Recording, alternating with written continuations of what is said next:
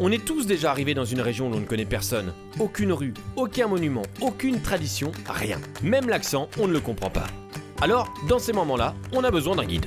Celui qui indique le chemin, qui connaît les secrets, qui partage sa culture. Et le guide aujourd'hui, c'est lui.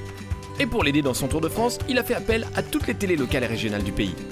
Tous ensemble, on a créé une émission ancrée au cœur des 36 000 communes et de leurs 60 millions d'histoires. Et vous allez voir que la proximité peut vous faire voir du pays. Cette émission, c'est Terre de France.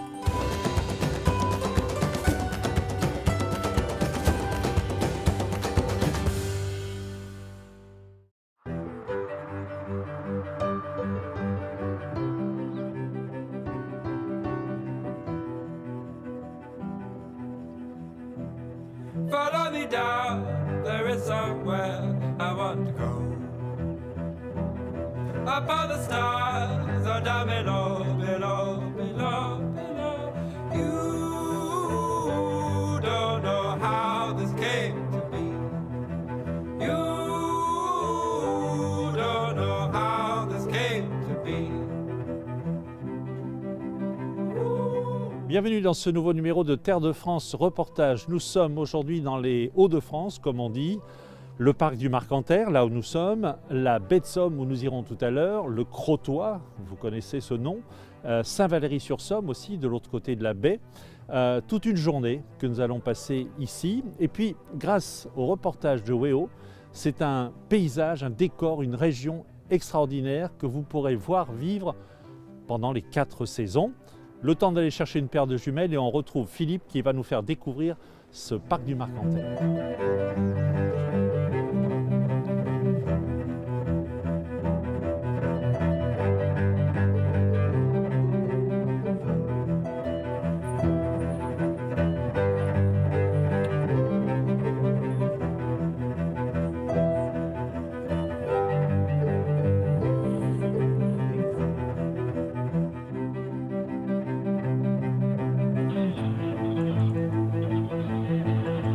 Il y avait 3 chevreuils qui sortaient de la roselière. Ça là-bas au fond? Oui, et juste il y a une bande de roseaux Ouais, au milieu des je les prairies. vois. Voilà, c'est sympa parce qu'on voit la tache blanche des fesses, ça se voit très très loin, ce qu'on appelle le miroir, qui est un point d'identification.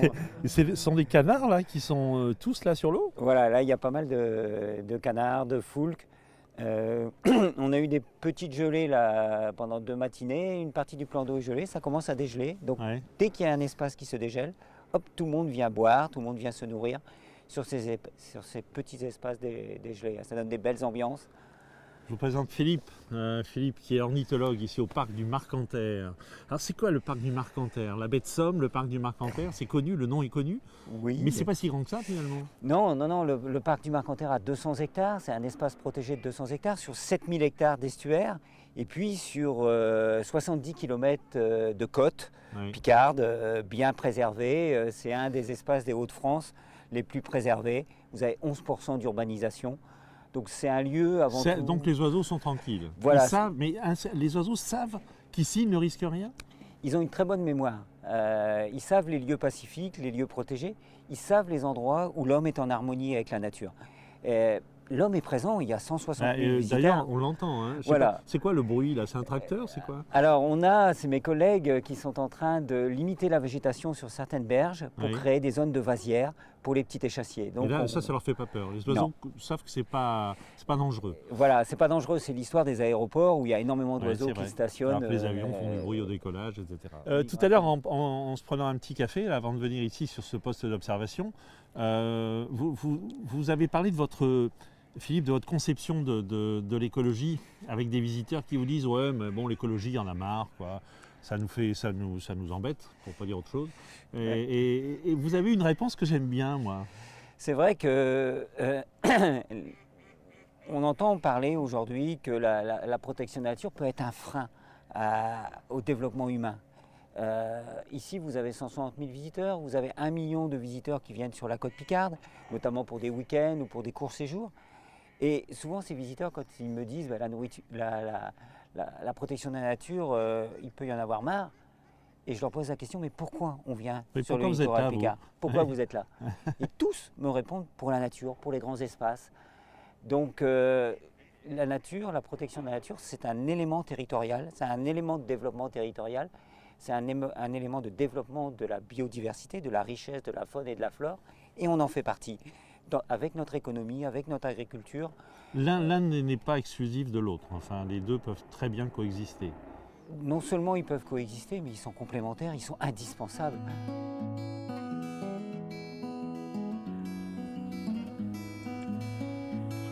This could be the last time that we sat here on the tree. The boys are playing catch up while the girls lose sympathy. I can hear the warning signs of life whispered to me, but I'm happy. I'm happy now. C'est amusant parce que tout à l'heure il y avait un oiseau qui glissait sur la glace, c'est un peu gelé en partie, on a l'impression qu'il faisait du patin. Ah oui, oui. Oui. Ils viennent d'où ces oiseaux, Philippe? Alors ça peut être très très variable, ça peut être des oiseaux qui ont niché chez nous, qui sont locaux. Moi j'ai déjà bagué et contrôlé des canards colverts qui venaient de Russie, qui venaient d'Allemagne. Les foulques peuvent être soit des locales, soit des oiseaux qui viennent de Pologne. On est vraiment en hivernage sur toute l'Europe qui se réunit dans le nord de la France. Alors, on se pose tous la question, mais comment font ces oiseaux? Ils ont un GPS dans la tête ou quoi? Oh, ils ont mieux qu'un GPS, ils ont déjà un cerveau. Un cerveau est mieux qu'un GPS parce qu'ils ont la mémoire des lieux. Ils s'orientent sur les étoiles, ils s'orientent sur la Lune, mais c'est avant tout une mémoire visuelle. Il y a certaines espèces qui sont sensibles au champ magnétique terrestre. Ils ont des particules de magnésite au niveau des narines qui vont permettre à l'oiseau de s'orienter. Incroyable. Mais on a encore des choses à apprendre. Quand on arrive de Suède, le marcanthère, c'est un petit confetti. Hein. Ah oui, complètement. Il faut le trouver déjà. Ah oui, oui. C'est pour ça qu'on bague les Moi, oiseaux. sans GPS, j'y arrive pas. Hein. Oui, oui, il y a des oiseaux qui peuvent se perdre quand même, mais la majorité trouve la route. En descendant, tout à l'heure, vous me parliez d'une espèce d'oiseau qui ne se pose jamais ou quasiment jamais. Comment c'est possible ça? Ça, c'est le martinet noir. Les martinets, vous en avez en pleine ville, en plein Paris, il y en a. Ça ressemble à une hirondelle avec les ailes très fines, très longues. Il va passer 2 ans en Afrique centrale, au Congo, en Centrafrique. Et pendant ces 2 ans, il ne se pose pas. Il vole tout le temps? Il vole tout le temps. Il dort dans la stratosphère. Il se laisse planer. Il a un peu un moyen de dormir et de se réveiller tout en planant. Il se nourrit en vol d'insectes, il va boire en plein vol. C'est vraiment un oiseau qui est lié au ciel et qui force l'admiration des pilotes d'avion. Hein. C'est fou ça. Et il se pose quand même parfois, mais où, quand? Alors il va se poser en période de reproduction parce que pendant 2 ans il ne se pose pas parce qu'il n'a pas de sa maturité sexuelle. Donc il reste en Afrique et ça c'est grâce aux bagues. Et c'est quand il revient en Europe qu'il va se poser pour nicher. Hein. C'est fou ça.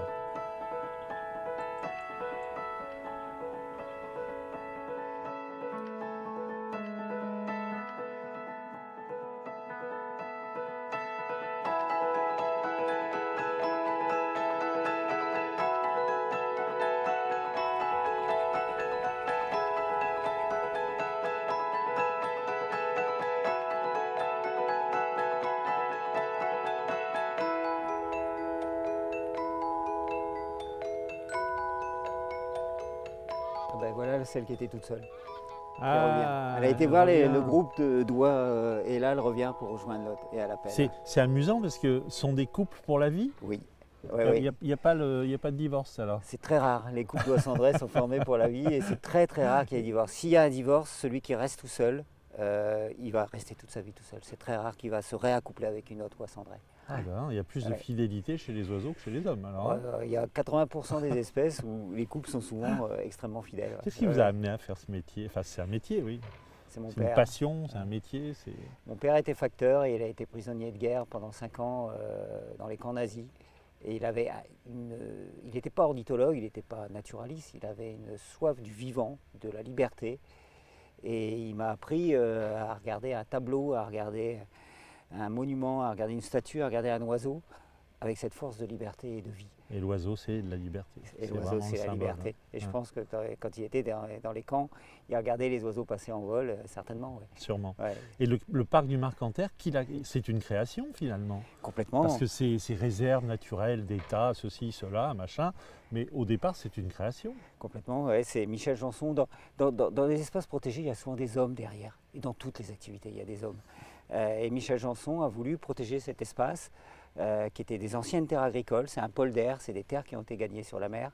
Et il a voulu assurer l'avenir en vendant ensuite le terrain au Conservatoire du Littoral, qui est un organisme vraiment, pour moi, c'est l'organisme de protection de la nature de l'avenir, le Conservatoire du Littoral.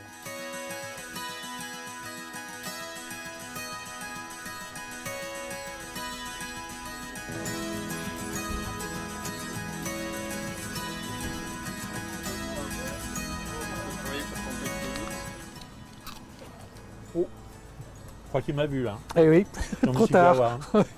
Vous savez, Philippe, excusez-moi, on ne parle pas la bouche pleine en principe. Philippe au Marcanterre a dit qu'il connaissait Dominique. Et il se trouve que Dominique fournit Pascal le restaurateur en escargot. Dominique, c'est lui qui lève les escargots. Regarde. C'est une recette picarde. Non, c'est le beurre, c'est un beurre à la bourguignonne, mais les escargots, c'est les escargots picards. Je suis partageur. Hein. Allez, on va aller goûter à ça. Et c'est là, c'est une picarde. croquille, la croquille, c'est un escargot. Oui, c'est ça. C'est C'est pas tout, quoi. qu'on ait la dent dure. Non, c'est que Voilà. la coquille, en fait, la coquille, c'est de. Du cornet à glace. Ouais, c'est ça, voilà, c'est ça. C'est un peu comme un cornet de glace. Absolument délicieux. Qu'est-ce qui vous a amené du Marcanterre? Vous avez monté l'endroit où on était tout à l'heure, Oui, là, le restaurant, tout ça, aux escargots. Parce que les oiseaux aux escargots, c'est. Oui, non, mais ce qu'il y a, c'est toujours nature. Ouais. Parce que je suis, d'autant plus que mon élevage, je joue vraiment nature. Il n'y a même pas de plantes que je sème exprès, rien du tout. Tout est vraiment sauvage aussi pour eux. Et donc il y avait ce côté nature, et comme je suis ancien chef cuisinier aussi, il y avait les deux, la cuisine, C'est ça. la nature. Et l'escargot, il faut dire quand même que c'est un copain d'enfance. Hein. Ouais. C'est pas d'aujourd'hui. Non, c'est sûr, mais. Et là, on est sur le marché du Crotoy. Oui, voilà. Bon, c'est pas encore un gros marché parce qu'on n'est pas en la belle Non, saison, hein. Oui, c'est ça. Mais vous êtes tout le temps là dans votre petit Voilà, chalet. ça va faire 19 ans. Oui, 19 ans. ma petite coquille, comme mes escargots. Et souvent. l'escargot, ça fait partie du Crotoy? Ça fait partie de. Ben non, au de la début. baie de Somme, ça fait partie Non, de- mais maintenant, oui. Oui. Maintenant, C'est-à-dire que c'est vous on qui parle l'avez de la imposé. baie de- oui. Et, bon, j'ai réussi à m'incruster là avec l'escargot, mais maintenant, en baie de Somme, ben, on sait qu'il y a l'escargot du Marcanterre. Oui, c'est ça. C'est- Ça. Vous avez fait la réputation. Oui, Il y a, j'ai des quand mot- même- il j'ai y a quand pas que même des un- escargots, il y a des motards aussi. Hein. Ah oui, alors là, Je fournis c'est- quand même 25 restaurants dans la région. Ah oui, oui, oui. Et tous des restaurants locavores, hein, c'est la première des choses, hein, comme avec Pascal, quoi, Ouais. les produits C'est une locaux. institution, Dominique, ici. Hein. Bah, c'est un petit peu le produit incontournable de la baie de Somme, l'escargot, il faut le dire aussi. Ouais. quoi. Ah bah oui, Ouais. maintenant, Et comment vous le faites alors? Parce qu'on va aller voir ça. Parce que... Bah, moi, j'essaie de le cuisiner de manière un petit peu originale, de manger l'escargot d'une autre façon qu'avec un beurre à l'ail. Il y a d'autres façons. J'essaie de justement tout le temps innover, rechercher une nouvelle façon de le présenter et de l'amener aux clients pour leur faire découvrir le produit. Merci beaucoup pour cette dégustation Avec plaisir. d'escargots non pas de Bourgogne ou d'ailleurs, mais du Crotoy. Hein, c'est important, Voilà. c'est important de le Tout à signaler. fait, oui. On va Oui, voir parce chez... En plus, il faut le savoir, l'escargot prend toujours le goût de son terroir. C'est un peu comme le vin Ah oui. et les fromages. Et un escargot mange, quand il mange, c'est là qu'il donne son goût. Donc forcément, le goût de terroir. Mes escargots n'ont pas le goût qu'en Normandie. Cela dit, on boirait bien quelque chose aussi avec ça. Hein. Ah oui, Alors, sur on le va marché, aller- je m'excuse, mais j'ai pas ça. Allez, Si, je On peux est pas loin. on va aller voir. J'ai de la soupe, hein, si vous voulez, la soupe de Oui, salicorne. oui, c'est sûrement très très bon, mais bon, c'est pas ça que Voilà, dont je j'ai bien parlais. compris. Voilà, c'est pas de ça dont je parlais. Merci Dominique, à bientôt.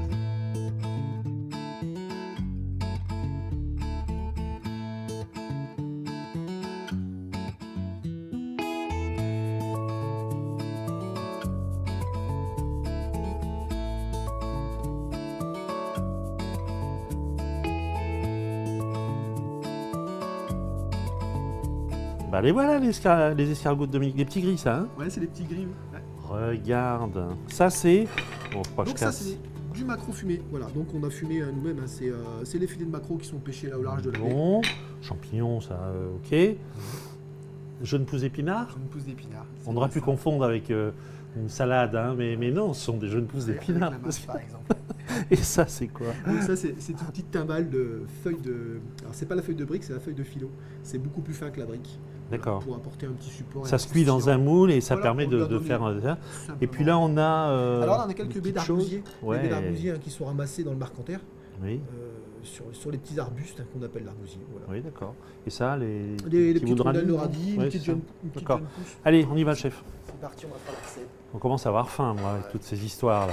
Alors je mets un petit peu de matière grasse. Moi, j'utilise C'est pas les 3 escargots de Dominique tout à l'heure qui nous ont rassasiés. Hein. Donc ça, On va mettre quelques champignons du moment. Donc là, chanterelle, girolles, quelques pleurotes. oui. On fait un Tout petit ça, peu. ça vient du coin. Hein. Tout est possible.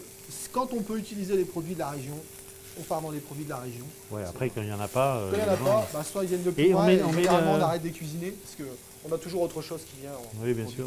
Les jeunes pousses d'épinards, on les met dans la poêle. Voilà, on va les faire légèrement revenir. On va mettre les escargots, Vous avez vu à Alors, quelle ils vitesse sont- il va? qui sont pas Oui. glacés. Alors ils ont déjà été cuits au courbouillon par Dominique. Hein. Ah. Dominique, lui, nous fournit des escargots qui ont déjà subi une cuisson. On l'a vu au marché, mais c'est lui qui vient ici, je pense. Voilà, c'est lui qui livre, il m'apporte les escargots toutes les semaines. Et c'est une spécialité, c'est une de tes spécialités, ça, les C'est escargots? vraiment une recette que j'ai créée. Je voulais un petit peu un assemblage terre et mer. Oui. On peut appeler ça comme ça. Enfin, c'est comme ça que certains de mes clients l'appellent, avec le maquereau fumé et l'escargot. On reste vraiment local puisque le maquereau a été pêché là au large de la baie. Les escargots sont pondus au Marcanterre. Et voilà, d'où l'idée de l'assaisonnement, l'apport du petit goût fumé du maquereau, de son côté salé aussi ça, Oui. également. On rajoute pas de sel du tout à la recette. Et après, on va assembler la recette. La crème, on la met où au fond? Alors j'en mets un petit peu dans le fond. Oui. On pose la timbale.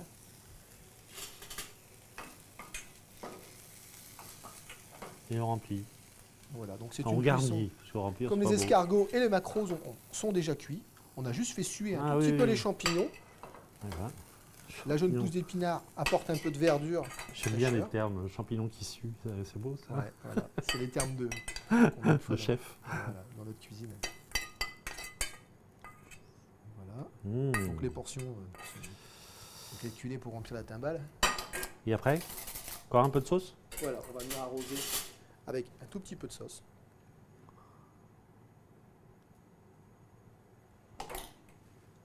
Ah, Une la petite touche touche de finale. cerfeuil. Ça, c'est un goût, c'est un vrai goût Voilà, fort, ça. alors, hein. ça c'est un goût Tant que je me fort. souvienne. C'est un petit peu acide.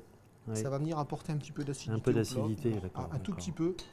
Ok. Et un peu de couleur aussi. C'est un joli orangé. Et puis on essaie de rendre toujours les plats un petit peu Ah, esthétiques. C'est beau, Je pense que on mange d'abord avec les yeux, dit-il. ensuite dit-il. avec le palais.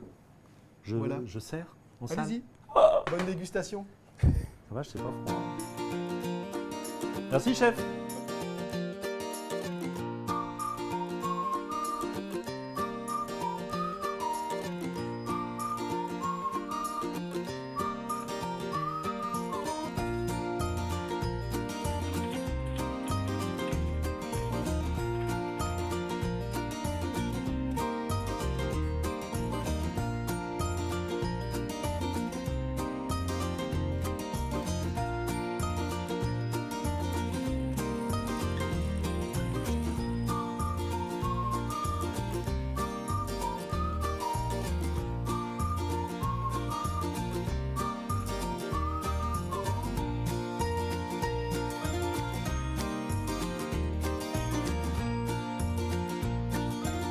Finalement, alors le crottois, c'était là-bas, hein, c'est ça Oui, tout à fait, Je sais plus, on voit pas bien dans la brume. là. dans la brume. Donc le crottoir se situe juste en face de nous, à 3 km à vol d'oiseau. D'accord. Et nous, en voiture, on a contourné. Vous avez contourné La toute baie. la baie, hein, ça fait 15 km par la route, pour arriver ici par le bas de Saint-Valery.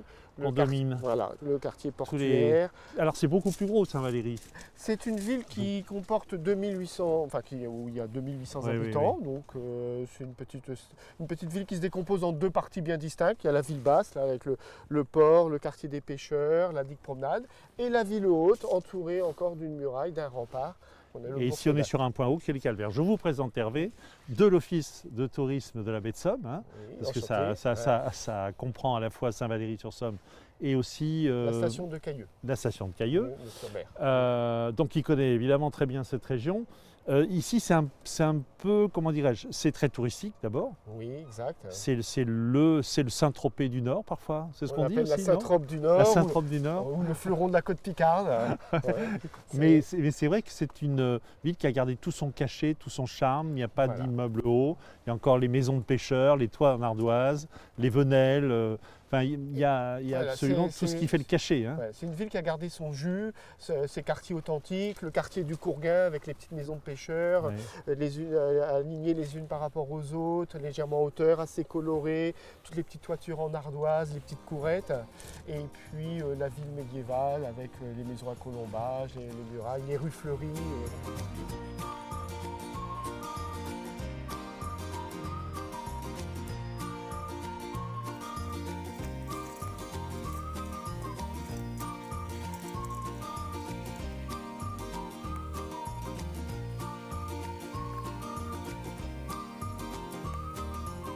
Alors il paraît que Hervé, il paraît qu'on ne dit pas les habitants, enfin on ne dit pas Saint-Valéry, mais Saint-Valery. Oui, on mange D'où ça vient ça? Oui, parce que l'origine du mot est très ancienne.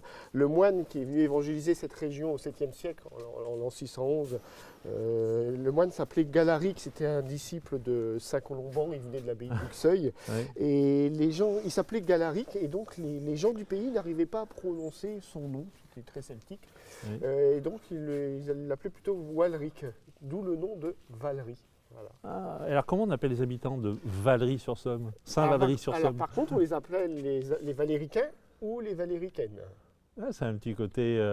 Et en face au Crotoy, comment on les appelle? Alors, au Crotoy, c'est les Crotellois ou les Crotelloises.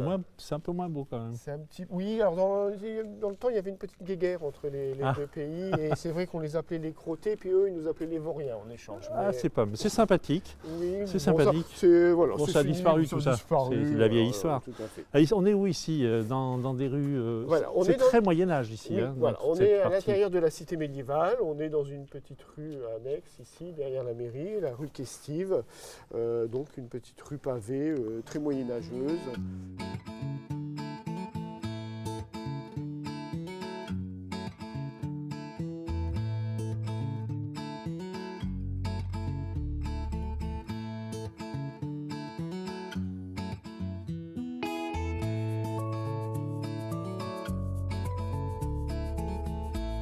Ce qui est formidable ici à Saint-Valery-sur-Somme, c'est toute cette richesse, tout ce patrimoine dont on n'a pas forcément idée. Et ça vaut vraiment la peine de venir le voir. Oui, c'est On un découvre plein de choses comme ça voilà, autour c'est d'une rue. c'est un dédale de petites ruelles, de promenades, de maisons, de coins cachés, de pierres, de De vestiges, vieilles pierres. de plantes, d'arbres. Voilà, c'est tout un ensemble bucolique qui invite à la promenade, à la Ouais. découverte. Et puis l'autre richesse, Hervé, c'est ça. Ah bah ça c'est la baie. Ça, c'est fabuleux. La baie de Somme classée parmi les plus grandes baies naturelles en France et dans le monde. Ouais. Donc là, c'est vrai, elle est dans toute sa splendeur. Et là, le point de vue ici au Tour Guillaume est sensationnel, avec une ouverture très un large plan ouvert là sur la baie. Alors, avec les 5 km d'embouchure entre la pointe du Hordel, le Marcanterre, bon, le Crotoy, toute la basse vallée de la Somme, bon, la forêt de Crécy qu'on ne distingue pas, qui est perdue dans la brume. Mais c'est vrai que c'est sensationnel. Hein. Et il y a toujours des verrotières, ces femmes qui allaient chercher les petits verres de vase là. Oui, c'est un métier qui existe toujours. Il n'y en a plus beaucoup, hein, je crois qu'il y en a 2 ou 3. Voilà, tout à fait. Des dames qui viennent du Calvados d'ailleurs, je crois. Mais en fait, c'est vrai que dans le temps, c'était les femmes des marins-pêcheurs qui allaient, en fait, pour arrondir les fins de mois, aller dans la baie, dans les vasières, avec le loucher de la verrotière qui était caractérisé par un très long manche, un tout petit fer plat, et ça leur permettait de remonter les verres. de soulever la Ou ceux qui rapportaient les salicornes, ou tout ça, ce sont des métiers qui existent encore. Alors ça existe encore. Oui, nous, on a encore encore, par exemple, au Crotoy, il y a 300 familles de pêcheurs à pied qui vivent De la salicorne.